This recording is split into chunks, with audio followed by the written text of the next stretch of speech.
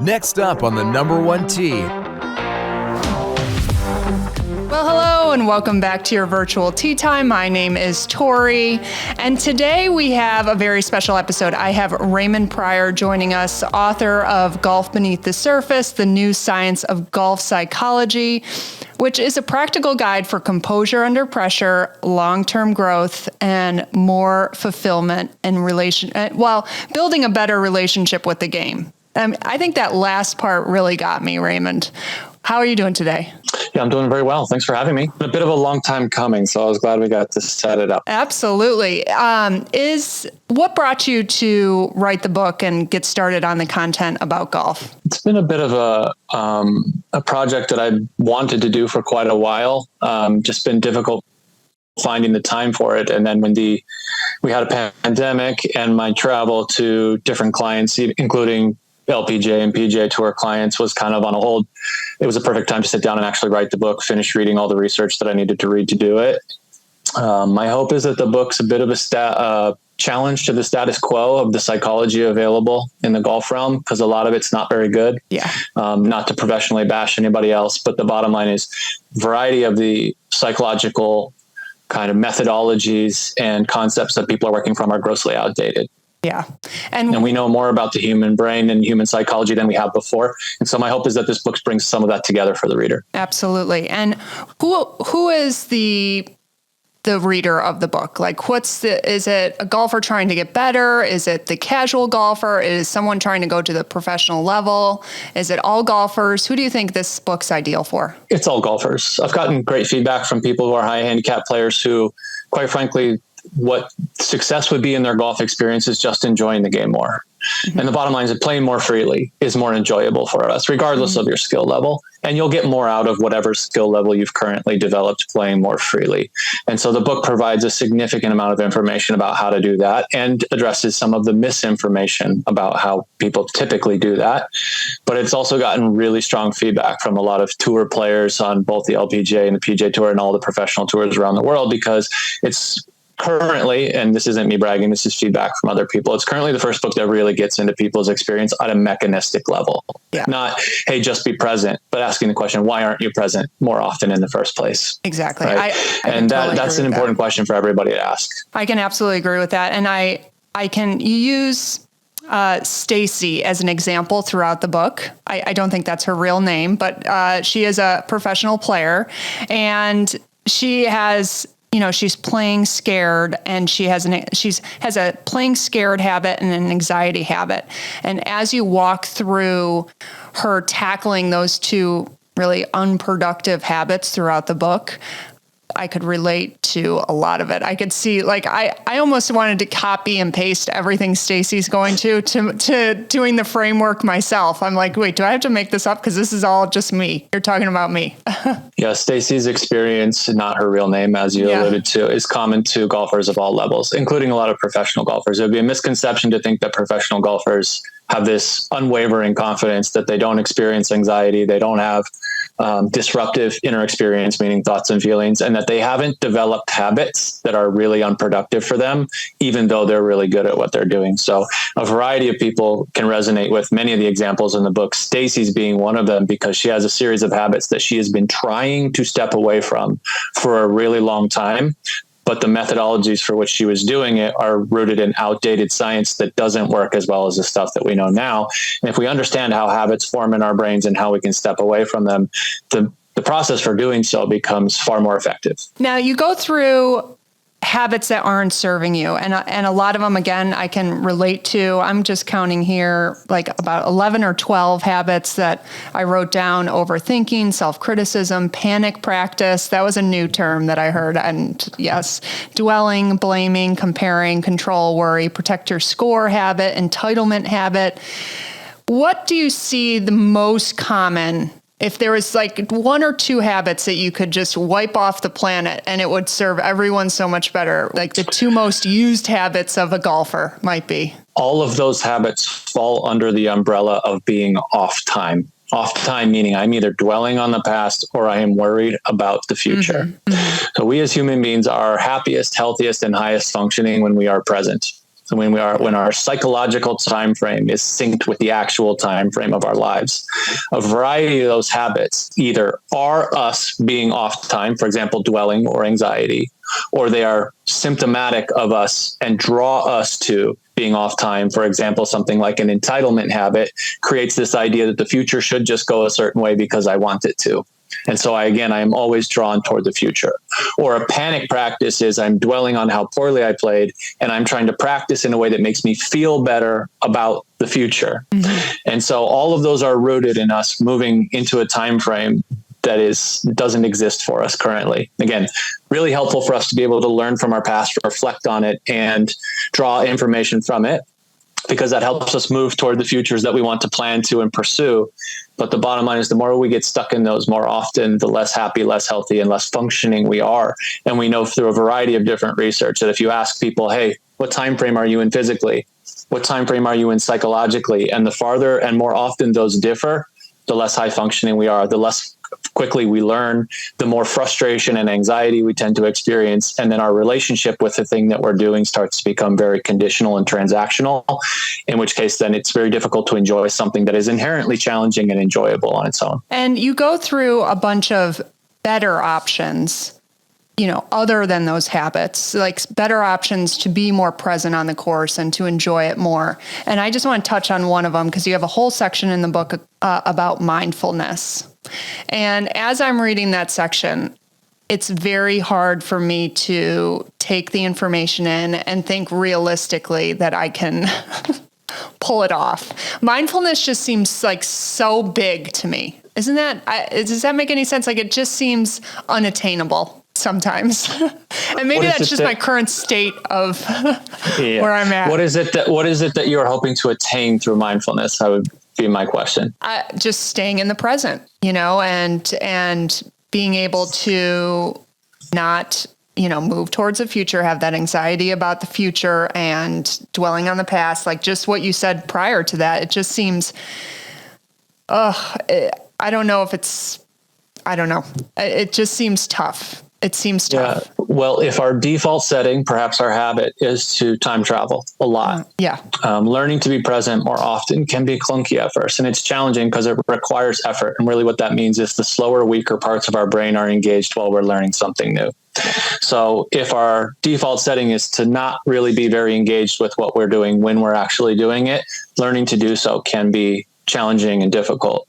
Where mindfulness feels overwhelming to people is often because their conception of it is incorrect. And what they're trying to do is clear their minds of thoughts, trying to clear their self of worry, or to never think about the future, or to think about the past, or to create a state of non-thinking. Mm-hmm. That's not what mindfulness is. Mindfulness is a state of free thinking and free feeling, but it's a relationship with our thoughts and feelings in our environment where they are as they are, not what we think they should be, or we're trying to fix them.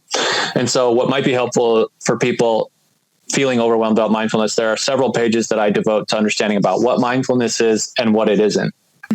And as we're learning to be present more often, we have to have the freedom to not be present as well. Which means if I'm in, let's say, a mindfulness practice, I'm allowing myself to learn to connect with my breath, which basically means I'm focusing on the physical sensation that tells me I'm breathing in the moment that I'm in right now. It's basically an embodiment of how I experience living in the present moment or performing in the present moment. Inevitably, my thoughts are going to go somewhere else because we're not robots, and our brain isn't designed indeed to shift time frames or to shift focus.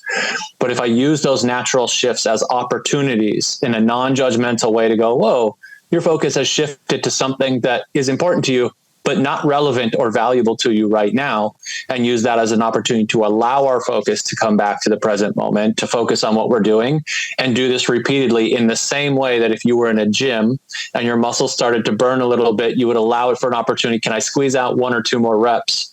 And what happens is that mindfulness practice starts to become a strength training session for our awareness.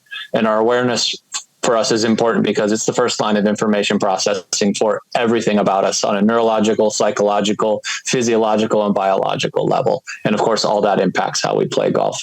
So while mindfulness can feel overwhelming at first, oftentimes it's usually because it's different. It's like learning another language, and we create expectations about it that are not really what it's about. And just by reading the book, my awareness is so much is so much greater that I really have no excuse when I'm out on the golf course now, or even just thinking about what's coming up as far as tournaments or competition wise. Like I'm just by reading the book, I'm more aware of what's going on, and my inner experience and how to handle it. So it's a really great book. But I want to get into what our show is about today, which is 6 myths about performance. And so I wanted to go through each one and have you kind of explain and clear up a couple things that I know a lot of listeners have probably heard in the past, and maybe move past them. How's that sound? Good? That'd be great. All right. So the first myth is a little bit of anxiety is a good thing. It's not, as long as if what you're trying to do is thrive. So I have read every single golf psychology book I could find before writing mine, and the vast majority of them use the exact sentence, a little bit of anxiety is a good thing. And yet all of my clients were coming to me complaining about anxiety. So if you dive into the research on anxiety and really understand where it comes from, we find out that it is disruptive. Very specifically, part of the reason people are have this confusion or this myth persists is because we use the words stress, anxiety, and nerves interchangeably, and those three are not the same thing. So stress is duration and intensity of demand. So that could be internal, external, et cetera, but it is not necessarily a bad thing. In fact, playing golf is stressful. There's a duration and intensity and demand upon your skills. Mm-hmm. Nerves are a physiological response to stress for us, in which case our nervous system, specifically our sympathetic nervous system, starts to activate. Essentially, when your brain recognizes this is important to me and the outcomes are important to me for whatever reasons I have decided or are actually written in the rules, our nervous system activates to make us more athletic. And it can be uncomfortable for us. That's our elevated heart rate, our elevated breathing, right? Like we feel a little bit like this energy under our skin, like we're going to jump out of it a little bit. So it's basically it's the beginning levels are our fight, flight, or freeze response. But it is, again, it's not disruptive for us. In fact, most players tell me I play better when I'm nervous because there's an activation and there's an urgency to it. But the urgency is for now, not later, which is where anxiety comes in, because anxiety by definition is worry about the future. And in the future, what happens where anxiety differs from nerves is trying to get us activated for now. There's an immediate amount of stress that you need to respond to. Anxiety by definition is I'm playing out worst case scenarios in my brain in the future. So I'm imagining a future that is my brain perceives as worth trying to save me from. Now, why anxiety is not a good thing, even a little bit of it, is it creates multitasking with a time frame that doesn't exist. Meaning I always have one foot in the present moment and I always have one foot in the future. And the foot in the future feels like a much more powerful stronghold because I've imagined it in a way that my brain goes, yeah, that's worth saving yourself from. Mm-hmm. And so ultimately what happens is we are never really focused on what we are doing because we're multitasking with avoidance through anxiety. Meaning I have 2 tasks. The first task is pursue the shot you want right now. Try to go play great. And don't let the thing you don't want to happen. And so what happens in anxiety is I have competing tasks. I'm never really just immersed in the thing that I'm doing when it's happening. I'm always also trying to avoid something that I don't want to happen. And in a survival-based setting, when our brain evolves this type of ability, this was super helpful for us because we saved ourselves from dangers before they happened. Mm-hmm. But in a thriving-based setting, it disrupts our physical skills. It often starts to shut down the parts of our brains where we can make conscious, rational, and informed decisions. And we don't have access to whatever skills we have currently developed in a coordinated fashion.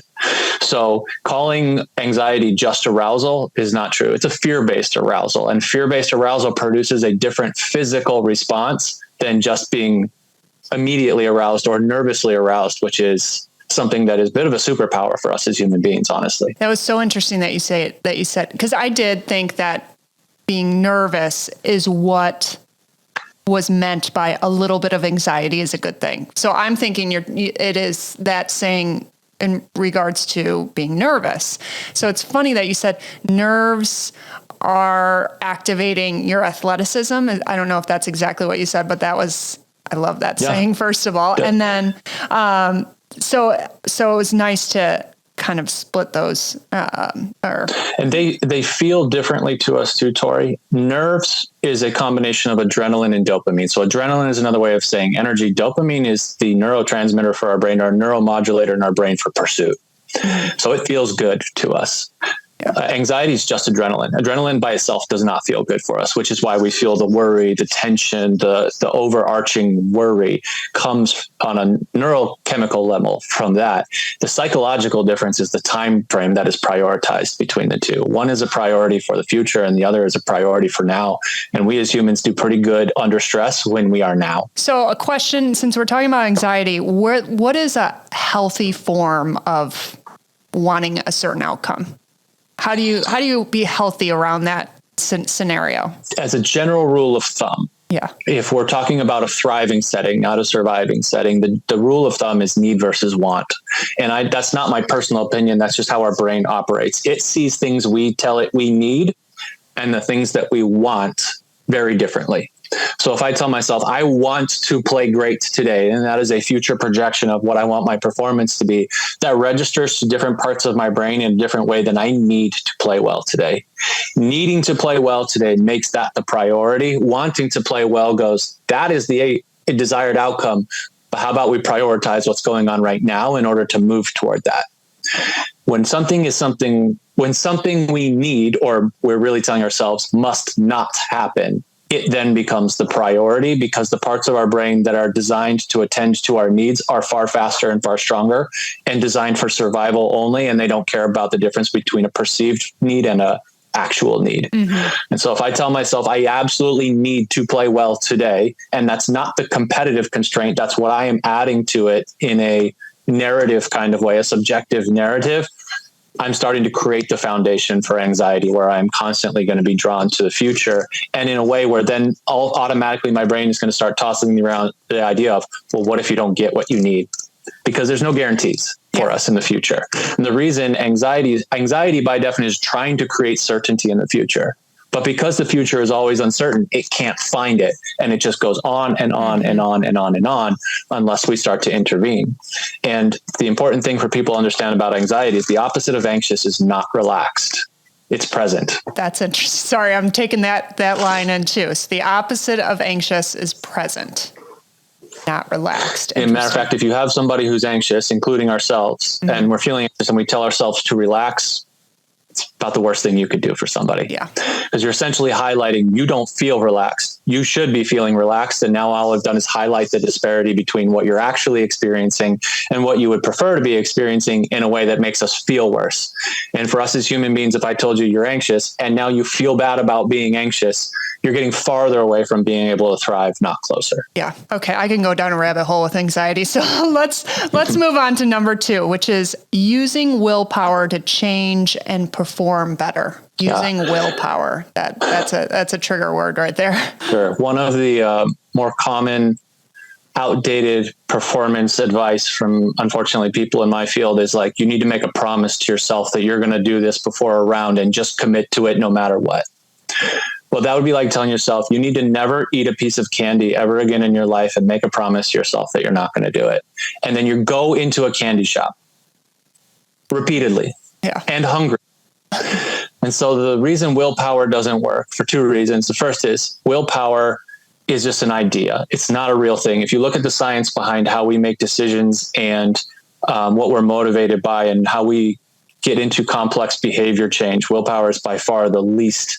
There's a bunch of research that shows that if it's an actual resource for us as human beings to tap into, it is incredibly limited and we run out and it wears us out, which is why going into a round of golf, promising yourself you're not going to get angry will wear you out. And you'll eventually just get angry because you'll have run out of willpower. Mm-hmm. Most research shows us that willpower is not really a thing. It's us trying to use the slowest and weakest parts of our brain to overpower the fastest and strongest parts of our brain. And so instead of willpower, what's far more effective for us is using awareness, and in a way that starts to point out cause and effect in a way that can start to counterbalance our sensory experience. So our brain and nervous system is designed to favor our direct sensory experience, like feeling hungry or feeling angry, or what way we feel or think about a shot immediately after it's over, far more than it's designed to pay attention to what is the cause and effect of what I'm doing here. Which is why if you're on a diet and I'm just going to willpower my way through it, or try to quit smoking with willpower, we know these are some of the least effective means for quitting or changing your behavior.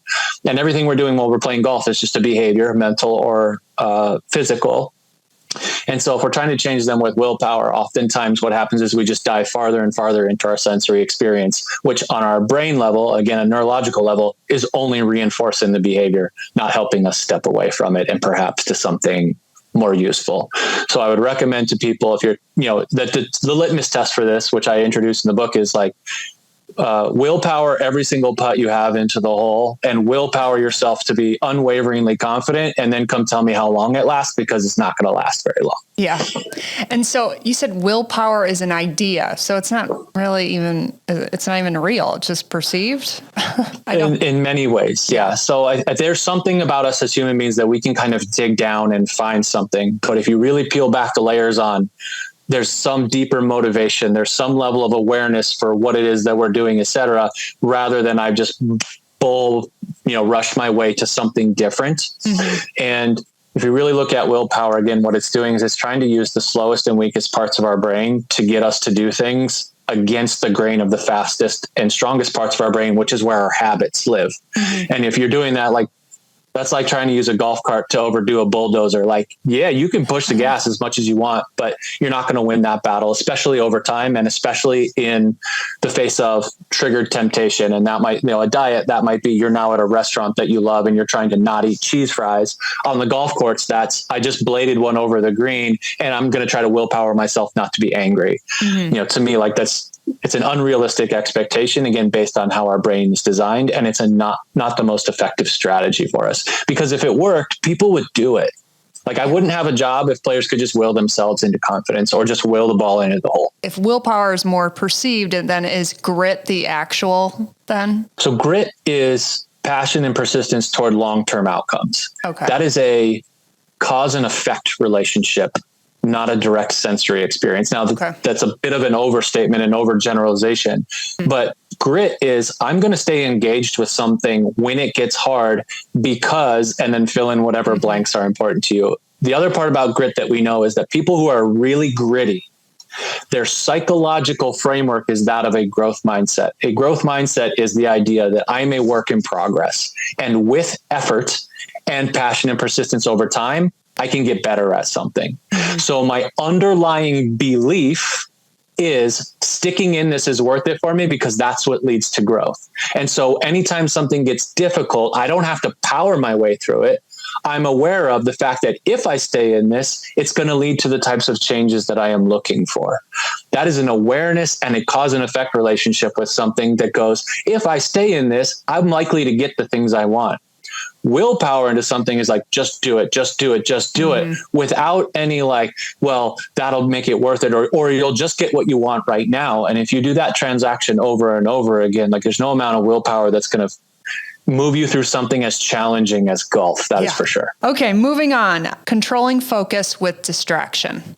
This one was another interesting one that probably a lot of listeners have heard in the past as far as a tip for mindset on the golf course. So what do you have for us? An example of these distraction techniques in golf is for example, if I'm experiencing the yips, I'm just going to change my grip, or I'm going to hum, or I'm going to, I know the player told me I just hover the putter, all these types of things, or perhaps doing math in my head would be one of them, or I'm counting backwards from 100, or all of these things, which again, it's based on outdated neurology, which is much this left brain, right brain idea that the left part of my brain is the analytical, the right part is the performing part, which we know is not really true. When we're doing math or performing, both parts of our brain are, both halves of our hemispheres are active.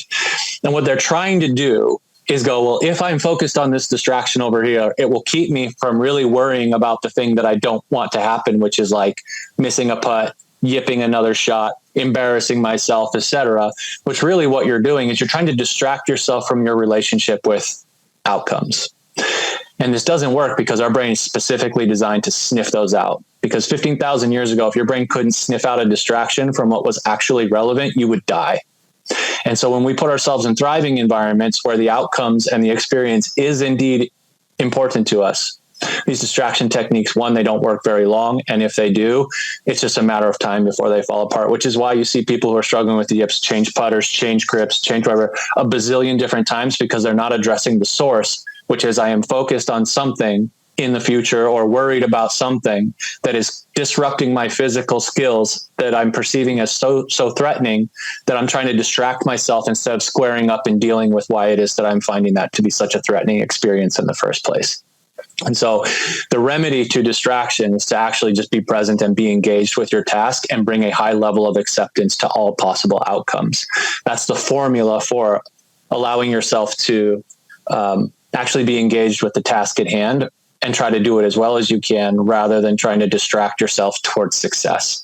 And unfortunately, this has become a really prevalent set of habits for a lot of different people. So instead of me dealing with the discomfort of the fact that this shot might go somewhere that I don't want to, and being willing to coexist with that uncertainty and the discomfort, I'm going to try to smother it with a distraction. The downside with distractions is it doesn't actually eliminate the thing that you're trying to deal with. And so if I just keep covering with distraction, now I need another one, and I need another one, and I need another one. And then again, based on how our brain is designed, those things start to wear out. We build a tolerance to them. And pretty soon you can't distract yourself from the thing, and you have to eventually deal with it. And if you're not willing to, the fastest way to do that is to stop playing. Yeah. And then the other part about this is when we are distracted, things are less enjoyable for us. We're just always multitasking. And if you want to take something like golf that is inherently enjoyable, even when it's difficult and includes some failure, and make it a less enjoyable experience, it's to add distraction. If you use flow state, which is the optimal state of human functioning that is inherently enjoyable to us, as a frame of reference, it is a state void of distraction. We are immersed in the task at hand with an acceptance for all possible outcomes. That's the framework with the two primary elements of flow state. And the reason it's really enjoyable to us is because we're engaged with the task as it's happening, which is a high dopaminergic state for us. It feels good to pursue the things we want, knowing that failure is perhaps an option. It feels really good for us as humans. Distraction moves us farther from that, not closer to it. Okay, so let's use the short putt, the putting yips as the example then. So you're saying don't use the distraction techniques in order to complete the task. Instead, you got to stay present. But before were talking about, thinking about what you didn't want to happen. So staying in the present, but also really focusing on what you do want to happen. I'm just trying to think of what the better option is. Groundedness is important, being present. Yeah. The question with the yips, though, is oftentimes what we're doing is we are creating a future, an imaginary future about the yips that becomes so threatening that the yips is essentially a threat response, which means my brain and body are trying to get me either to avoid an event altogether or to get through it as fast as possible to get out of my current discomfort. And so with the yips, there's two forms. There's literally the involuntary jerky motions involved. That's your brain trying to get you through a shot as fast as possible, not as well as possible. And the reason is because we have told it, potentially yipping this or missing a short putt is an unacceptable outcome. And then for whatever subjective story we tell ourselves about that is threatening enough that our brain goes, yeah, I better yip you through this.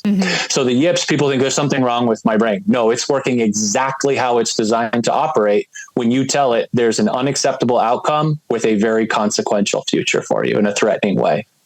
The other form of the yips is I just can't pull the trigger. I stand over a ball and I can't take the club back. And that's your brain going, well, just don't do it then. In the same way that in a survival-based setting, if you went, well, if I go over there, I'm going to die, it would go, I will save you from it because you're too dumb to figure it out. Right. And so in a thriving setting, what that really translates to is the reason we have such a difficult time being present with that putt or chip or whatever. And the yips is the habitual response we have to it is because we're unwilling to accept all but a tiny range of results. Yeah.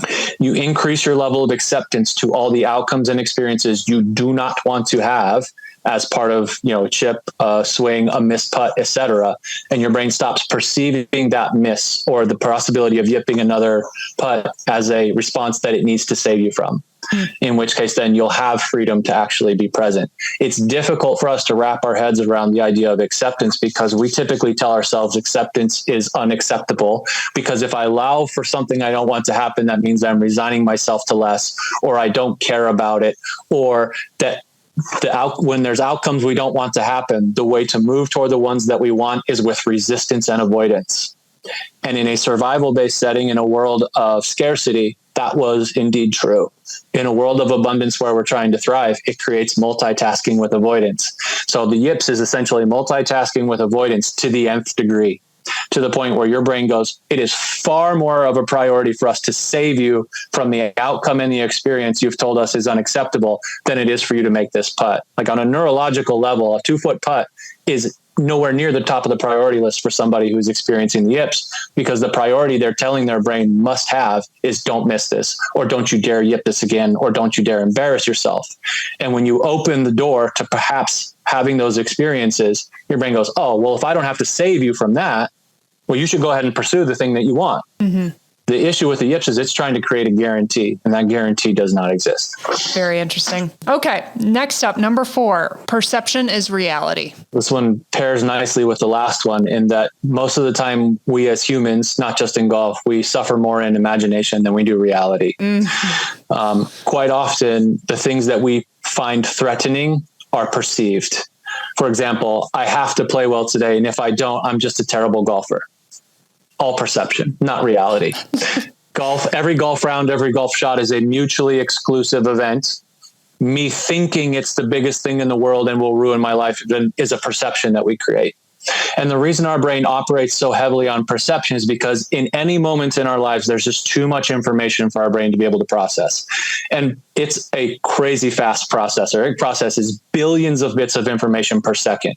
But even with that speed, if I'm in a golf tournament and there's people watching and there's score, and I'm comparing this to how I played before, and I'm wondering how I'm going to play in the future, there's too much information. And so it operates by trying to fill in these gaps. The issue with these gaps is they're only a small piece of what the actual reality that we are facing is, and they are highly subjective. And so when we start to fall into perception, it's always this subjective experience. And the more subjective we get, it's not that it's bad, it makes us more emotional. So all of our emotions most of our emotions tend to stem from our subjective perceptions of the events and experiences of our lives. And so the more we dive into, well, this feels like it's a problem. There's a big difference between something feeling like it's a problem and it actually being a problem. Mm-hmm. There's a big difference between feeling like you're not putting well and actually not putting well, et cetera. And so if we start to understand, hey, stop subjectively seeing things and start to learn to see them more objectively, we're dealing more with our current reality as it is. And we as human beings, research shows over and over again, we're pretty resilient when we're dealing with our reality as it is. We are far less resilient when we are throwing on these subjective, perceptive layers to it. We as human beings are going to be subjective. We are innately subjective, and we are going to have perceptions that sometimes are helpful and sometimes they aren't. The more we start to pay attention to how we are perceiving things, the beliefs we bring to them, the thoughts we are bringing to them, the more we can start to see, well, how much am I adding to this versus how much of it is actually true? For example, to win a golf tournament, you have to finish first among however many entrants. That is a fact. That's objective. That's in the rules. I have to play perfectly, or I feel like I have to play perfectly in order to do that. All perception. Mm-hmm. It's a subjective rendering of what it is that we think we need to do. And if we start to pay attention to those perceptives, we can start to peel back some of the self-imposed and unnecessary constraints we bring to our performance, which again moves us a lot closer to where we perform at our best, which is just being immersed in the task at hand. Flow state doesn't involve subjective assessment of our performance. Okay, before we move on to number 5, before I forget, this mindset work and everything that that you talk about in your book, is this what sets really great players apart? It's one of the many factors. Yeah. Like, I don't want to pretend that our psychology is the only factor, because that's not necessarily true. If you're a scratch golfer and I'm a 20 handicap, and I'm 20 handicap with completely stable confidence, and yours is shatterable easily, you're so much better than me that you're very likely still going to beat me, right? Unless I create enough constricting conditions where your confidence is exposed for long enough. Yeah. However, the way our body works, the biological, physiological, and neurological non-negotiables are the first order of operations for us doing anything physically starts with our brain. And so if you take the best players in the world, let's just keep it in golf, or even just the best performers in the world, there's really 3 areas that we can train. You can train your body to be faster, stronger, more flexible, have more endurance, which is crazy important. You could be the most confident golfer in the world, but if you haven't trained yourself to withstand the physical stress of playing golf, you're not going to play very well. Yeah. Right. We can train our craft meaning the skills, the strategies, the equipment, etc. Also really important. You could be the most confident and most fit golfer in the world. If you have equipment that doesn't fit and you haven't trained a swing to be able to execute well, you're not going to perform well. Mm-hmm. And we can train our mind, which means understanding your psychology, understanding where you focus, understanding what keeps you from being present more often, and building more stable confidence. The best performers in the world are not leaving any of those 3 up to chance. Now, you can develop all of those organically, but if you're really trying to compete with the best people in the world, it's a systematic approach to doing so. There's not a Olympian on the planet that leaves their diet up to chance. Mm-hmm. Or their training up to chance. It's surprising to me sometimes, perhaps it shouldn't be, but it's surprising to me how many people leave their psychology up to chance, in which case then it's just a bit of a pachinko machine. And it might not be surprising to you, but, talking with pro athletes and you ask them like, hey, what's your confidence built on? Oftentimes like, I don't know. Or how do you get mentally prepared to perform? I just kind of this. And so again, it's always left up to chance. Hence how often, even though they're very skilled and very trained in terms of their competence and physical abilities, they're really inconsistent because they're leaving that 3rd leg up to chance. And that 3rd leg doesn't fall into place on its own, other than situationally. And just out of curiosity, how often do you meet with your clients? It depends on what they want and need. Mm-hmm. So one of the things about psychology we know for sure is that forcing people into a regimented schedule isn't necessarily what's best for everybody. Mm-hmm. It'd be similar to physical training. Like depending on what you're doing, you might need to train every day. If you're getting ready for a marathon, it's a lot of days in a row. Yeah. If you're getting ready for something else, there's rest might be more of a priority than training itself. Right. Mm-hmm. So with my clients, it depends. If you're a pro golfer and you're really invested in trying to develop your mind, like I might meet with them every week or 10 days. Mm-hmm. If you're somebody who's like, I'm just a little bit curious about what I'm doing, I want to learn more about it, or perhaps depending on what your actual demands of your schedule are, it could be 2 or 3 weeks between. Mm-hmm. There is certainly something to be said about enough time in between for people to be able to take the information, absorb it, process it, put it into action. And before, it's a bit of a scaffolding approach where we might have a session and then there's some bricklaying that they've got to do in between. Mm-hmm. And then we'll have another session. They're going to lay some more bricks. If the scaffolds get too far apart, the wall gets a little wobbly. Yeah. If it's too close together, there's no point in putting 2 scaffolds on the same line. Yeah. Right. So it can vary is a very long-winded answer. Yeah. No, I like it. It's interesting. Okay. Number 5, just fake it till you make it. Fake it till you make it. The long and the short of it is that confidence is something that is built on authenticity. And faking confidence, for example, with body language that is not actually reflective of your inner experience, saying things that aren't necessarily authentic to you, that are kind of like it's very difficult. I would ask you, how confident would you be in somebody if you looked at them and you listened to what they were saying and you went, nah, I don't think so. They're lying. Yeah. We wouldn't. So the same goes for us. Me telling myself, oh, you're the best golfer in the world. If I don't genuinely believe that, is undermining what I'm doing, because now not only am I experiencing what I'm experiencing, I'm also lying to myself. Mm-hmm. And oftentimes what the fake it till you make it approach is do for us is they're trying to create a sense of comfort and certainty. But performing at a high level, or even performing in golf in general, is oftentimes uncomfortable and it's always uncertain. And so the more I try to create comfort and certainty by faking it where it cannot be found, it's not a surprise that undermines confidence rather than building it. And there's a certain sense for us as human beings that when we do things in an inauthentic way for long enough, it starts to eat at us. Mm-hmm. There's some psychology in the 1970s that essentially introduced the idea of a front stage self and a backstage self. The front stage self is the image we project to other people and to ourselves when we're feeling uncomfortable and uncertain, and perhaps our insecurities are perhaps triggered. The backstage self is our authentic self. It's us stripped of all the performative nonsense. The farther apart these become, the less happy, less healthy, and less high functioning we become as human beings. And if you do this for long enough, then we're starting to talk about like the clinical psychological impact on people. If you live a fake life for long enough, you will be depressed and anxious. There's really no doubt about that. That's why social media oftentimes creates anxiety for us, is I'm projecting this front stage self to the world, but my real life is actually this. Yeah. Right. And so if we do that with our confidence, like I'm projecting that I feel like everything's great, everything's wonderful, that I'm the best player in the world, that I can't miss a shot. But in the back, I'm going like, that's not really true. That's what undermines our confidence in the fake it and make it approach. And the bottom line is, unfortunately, this idea that like you just need to act confident to be confident, or pretend you're confident, and that will then turn into confidence. There's an inherent inauthenticity to it that chews at our confidence from underneath, and it's very difficult to be confident in a stable way there.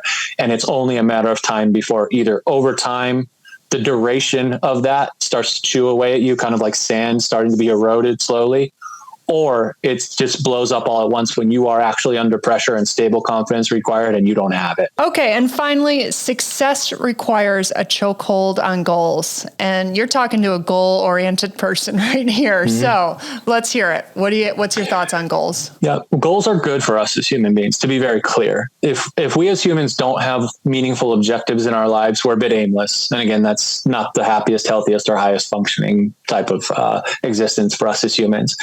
And anyone playing golf, there are going to be outcomes and experiences that you are after. There's a difference between being goal-oriented and having a chokehold on goals. Chokehold on goals means they have to happen for me, or I must make progress for them on the rate that I think that they should happen. And if I don't, I double down my grip on them. Mm-hmm. What happens for us on a psychological level is we start to become more attentionally and emotionally beholden to these goals, to the point where they become the distraction.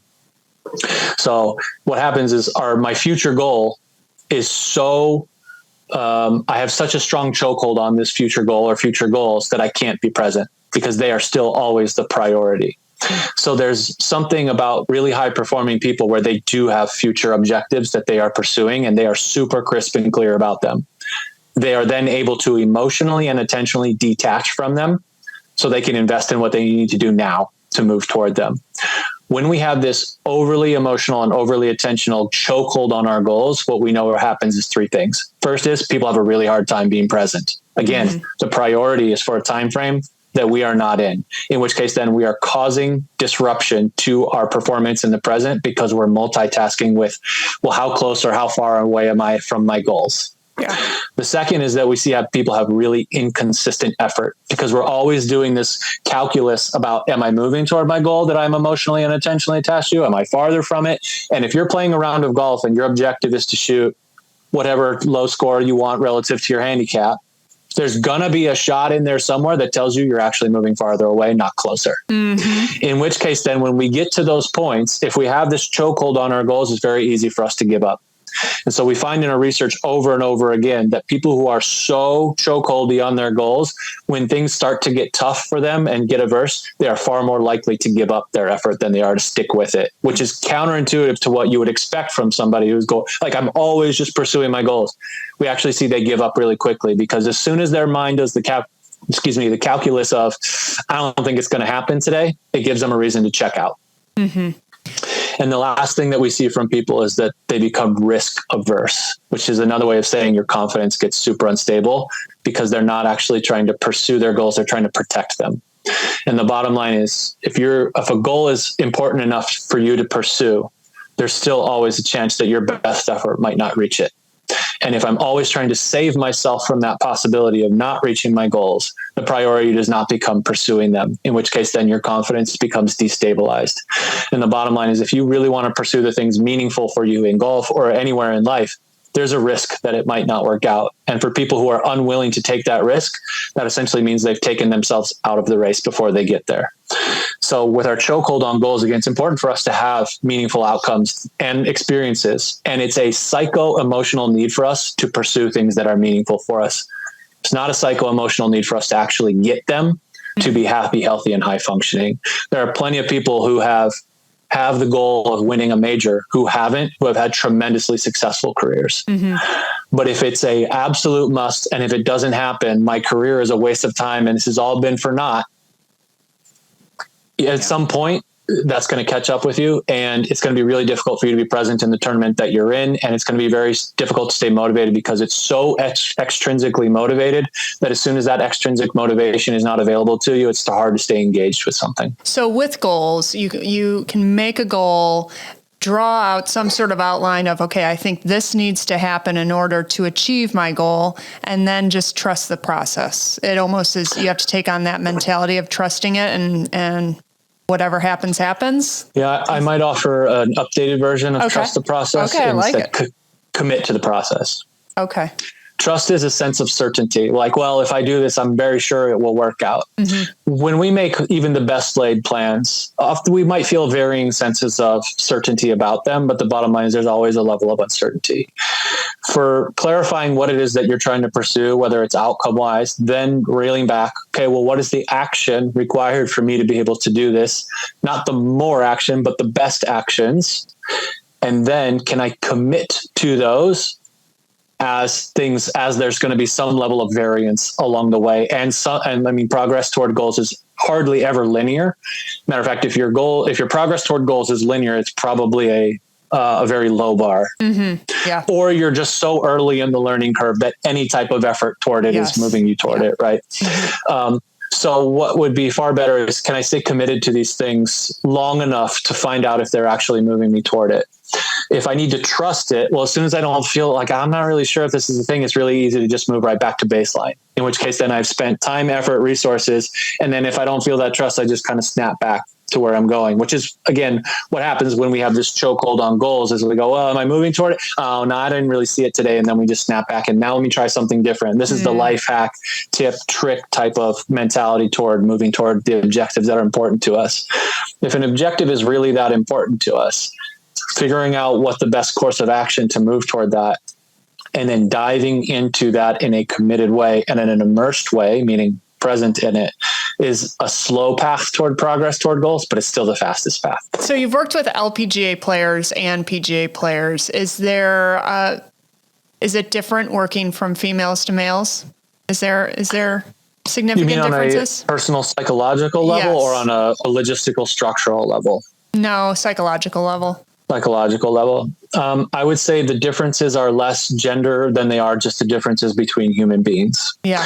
If you look at the LPGA, you are going to get if we look at the tendencies for genders and you were to map them on a bell curve, you are going to get women that are by definition on the outlying end of like assertiveness and competitiveness and task orientation.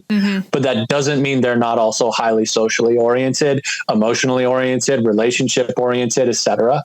In the same way on the PGA Tour, you are also going to get a bell curve of highly task oriented, competitive, assertive men, perhaps more than the general population of men.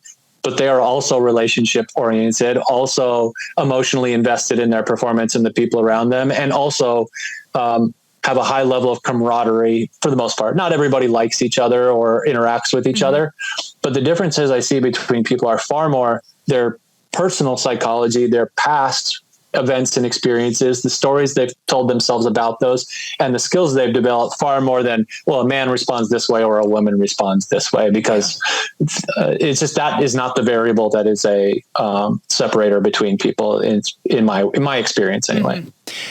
Okay, well, to wrap things up, how's your relationship with golf? What's going on with you on the golf course? Currently distant. It is major season as we're recording this. Yep. So we're between I was just at the Women's PGA Championship last week. I'm getting ready to go to the Men's Senior Open this week. And then there's the British Open for both the men and women and the Avion for women. So I spend a lot of time on the driving range and golf course and the putting green, and not a lot of it actually practicing. Although I did just construct a hitting bay in my yard. So hopefully I can find some pockets to be able to practice a little bit. But at the moment it is my golf experiences on the back burner. Other people's golf experiences is more front of mind. Have you ever found yourself not enjoying the game and had to question and then usually I need to just check myself. And by that, I don't mean like, hey, snap out of it, but like, what are the thoughts that I'm bringing to this that is creating it? Now, by the way, playing poor golf or well below your skill level is not necessarily enjoyable, and people don't need to pretend that it is. But again, then we have to ask, well, how much of this is just the part of golf is hard and I'm trying to do the best with it based on what I've currently developed, and how much am I bringing from a subjective and self-imposed way. And usually when I do that, it offers me the opportunity to reground and be present more often.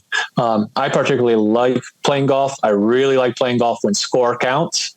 And so if I'm not enjoying either of those, it's usually because things have gone well awry, which is rare, or it's because I'm bringing something to it that is causing the experience to be infected by myself. Yeah. Well, Raymond, thank you for taking the time to be on the podcast today and fill us all in on the 6 myths of performance. Again, your book, Golf Beneath the Surface, I highly recommend. It is a very significant, in-depth sports psychology book. I mean, I just say that because it's just, there's so much more to it than some of the books that are out there. It's going to be a comprehensive. Yes. The book puts the reader's psychology as the main character, not me, not my clients necessarily, not this is the wisdom I've gained and you should just listen to it and apply it. It's the reader's psychology. And to do that, there's a certain level of comprehension, and by comprehensive, I mean comprehensiveness to it.